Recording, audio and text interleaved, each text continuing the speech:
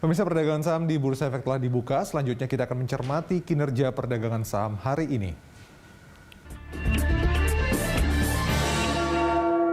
Dan untuk mengetahui pergerakan saham hari ini, kita telah terhubung dengan analis Mirae Asset Sekuritas, Christine Natasha. Selamat pagi, Mbak Christine. Halo, selamat pagi Mas Dodi. Ya, Mbak Christine, tadi baru saja kita lihat IHSG dibuka positif ya, 6.137. Apakah ini menggambarkan pergerakan IHSG sepanjang hari ini? Ya, saya lihat IHSG masih akan berkonsolidasi sih untuk perdagangan hari ini, masih ada potensi untuk melemah juga, walaupun sebenarnya kalau kita lihat peluang IHSG untuk melanjutkan penguatan dari minggu lalu untuk hari ini masih cukup besar karena semalam juga Edo ditutup naik sebesar 1,6%, which is ini cukup besar. Dan juga kalau kita lihat dari harga-harga komoditas juga menaik cukup signifikan ya, untuk coal naik 2%, untuk CPO juga naik hampir 2%, nikel juga naik lebih dari 2%, di mana ini juga diimbangi juga dengan penurunan dari yield obligasi Indonesia dengan tenor 10 tahun ke level 6,181%. Jadi saya lihat memang untuk sentimen positifnya sebetulnya masih ada untuk perdagangan hari ini. Gitu. Dan juga kalau kita lihat Indonesia juga terus membukukan turunnya new case dan juga new death akibat COVID-19 di Indonesia. Jadi ini juga saya lihat dengan hal ini kita expect bahwa PPKM akan sedikit dilonggarkan, yang mana ini akan diumumkan hari ini dan ini akan memberikan sentimen positif terhadap IHSG. Oke, Mbak Christine, as we speak nih kita bisa lihat bahwa IHSG-nya malah justru memerah nih, 6.119-an atau tadi turun kalau nggak salah sekitar 0,13%-an begitu. Ini apa masalahnya nih Mbak Christine? So saya lihat sih memang karena konsolidasi ya, karena minggu lalu sudah naik cukup signifikan, dan kalau kita lihat dari Dow Jones pada hari Jumat kemarin dan juga S&P 500 mencatatkan penurunan, di mana ini dikarenakan karena August job report-nya, di mana hasilnya ternyata short of expectation, di mana ini juga menunjukkan bahwa adanya impact dari COVID-19 Delta, yang mana saat ini sedang melonjak di Amerika Serikat, dan stocks ditutup mix juga dikarenakan karena US Labor Department August job report yang ternyata melemah pada bulan Agustus 2021, tambahan tenaga kerja baru hanya 235.000, di mana ini angkanya jauh di bawah ekspektasi, di mana ekspektasi 720.000 lapangan pekerjaan baru. Jadi karena sentimen global sih, dan juga aksi profit taking kalau menurut saya.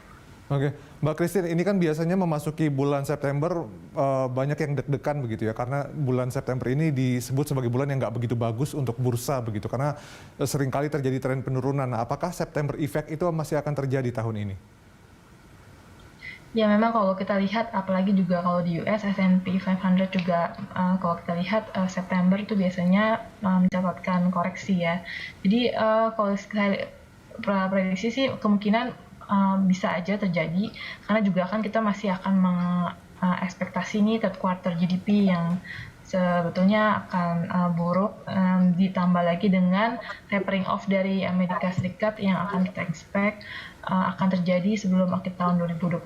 Jadi all in all, karena mixed sentiment dan juga wait and see dari para investor yang akan membuat IHSG bergerak cukup lambat untuk bulan ini kalau menurut saya gitu.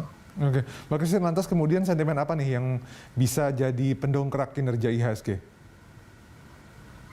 Yang bisa menjadi pendongkrak kinerjanya itu ya itu adalah PPKM yang dilonggarkan, especially untuk Jakarta area ya. Kalau misalkan kita tahu karena new case COVID-19 yang sudah menurun, kita expect dengan pelonggaran PPKM ini akan memberikan sentimen positif terhadap IHSG kita. Iya, kalau kita lihat ada kemungkinan bahkan mungkin levelnya diturunkan ke level 2 karena beberapa indikator sudah masuk ke level 2 begitu dari level 3. Nah, bagaimana dengan rilis data inflasi domestik? Apakah itu juga bisa menjadi sentimen positif?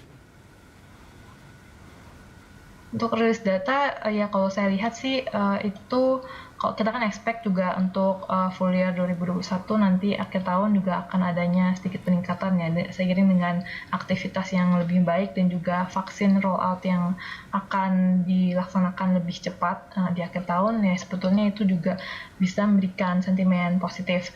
Tapi terlebih dari itu mungkin kita juga harus memperhatikan dari USD IDR rate kita, di mana jika kita mampu bertahan di level saat ini, saya kira ini juga memberikan dorongan juga kepastian terhadap IHSG lebih lanjut gitu. Nah, kita tahu juga bahwa ada 9 calon emiten ya akan IPO pekan ini begitu. Nah, tren ini Anda memandangnya seperti Untuk emiten-emiten yang akan IPO untuk minggu ini saya lihat belum mampu untuk mendongkrak IHSG kita karena kalau kita lihat sih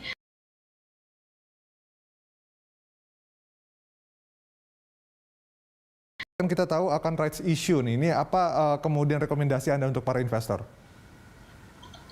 kalau saya percaya sih kalau untuk BRI untuk memang short termnya kurang baik ya karena kan rights issue dan di harga untuk theoretical price-nya itu di harga 3.800. Tapi kalau saya lihat sih untuk kedepannya dengan rights issue ini kita lihat akan memberikan dampak positif in the longer term karena rights issue ini akan boost BBRI punya capital significantly, di mana ini akan provide ample room buat loan growth-nya BBRI ke depannya. Dan juga kita lihat dari sinergi dengan pegadaian dan juga PNM Resources, networks dan juga customer akan menjadi new channel for growth dari BBRI, especially in the ultra micro segment gitu. Jadi BBRI statement juga mengatakan bahwa mereka potentially akan mencapai annual loan growth dengan sekitar 14% di next 5 years dengan no capital issue karena mereka melakukan rights issue ini.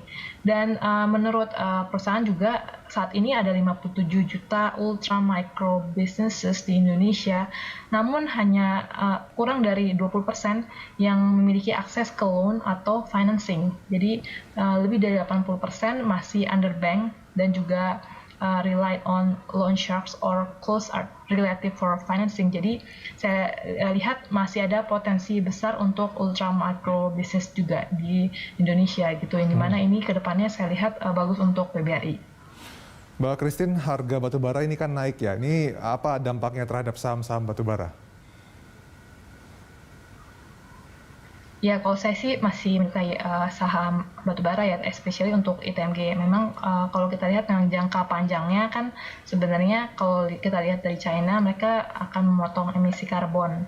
Namun kalau menurut saya sih pembangkit listrik tenaga batubara itu masih akan terus dipakai dalam waktu dekat karena pemerintah di China juga masih memiliki beberapa challenge atau tantangan untuk terus memperbaharui kebutuhan energi mereka yang cukup besar dan juga mendorong ekonominya mereka.